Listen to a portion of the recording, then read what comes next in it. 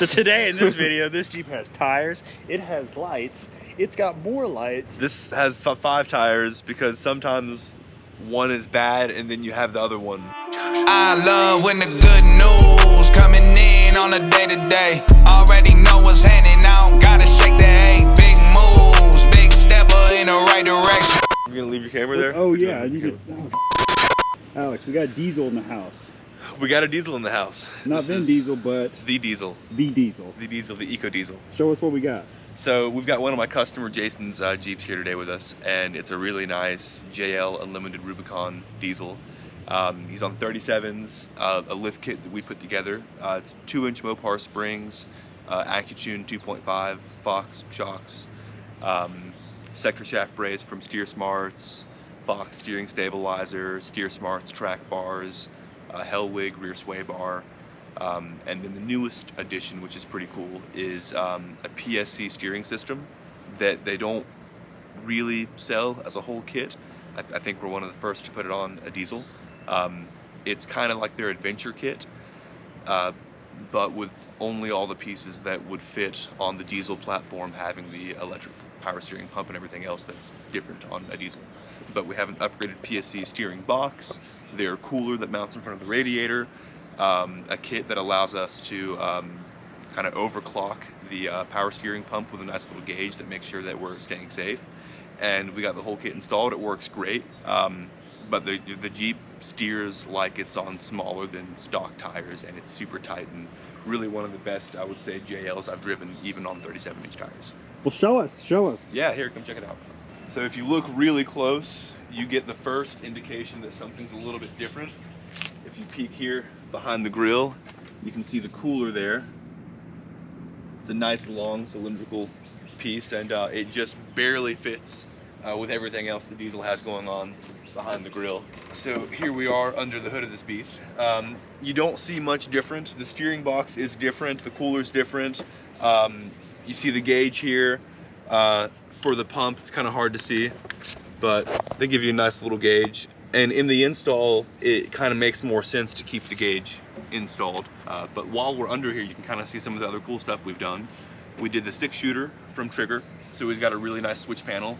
It's overhead on the inside of the Jeep, above the rearview mirror. That controls all the accessories and actually allows you to control everything wirelessly. The switch panel comes out of the Jeep. And then next to that, we've got the Antigravity lithium battery. These are really cool batteries. It's an 80 amp hour battery, so it's a little bigger than stock capacity, and it's never gonna leave you dead.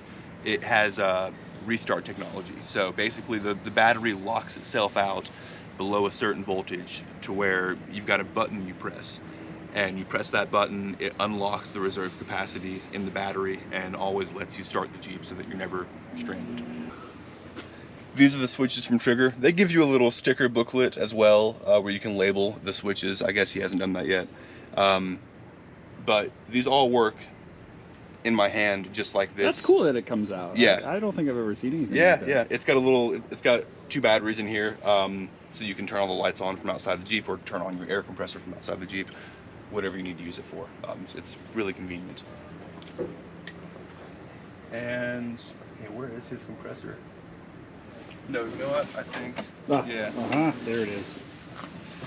Where's the compressor on this one? Where's the compressor on this one? It's a fun game.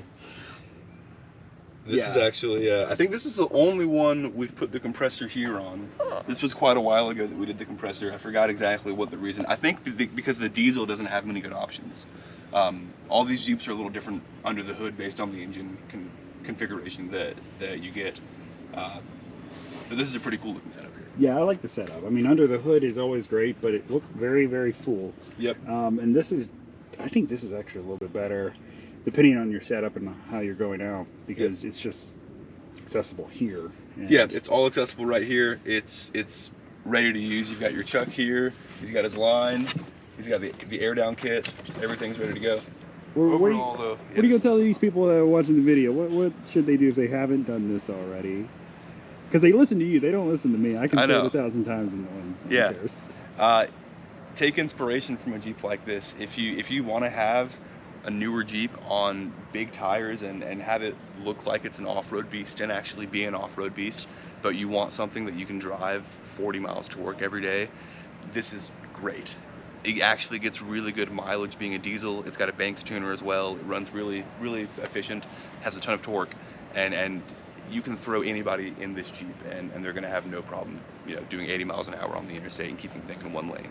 It really drives, I would say, better than stock. We have anybody that wants one just like this, let us know. We'll make it happen.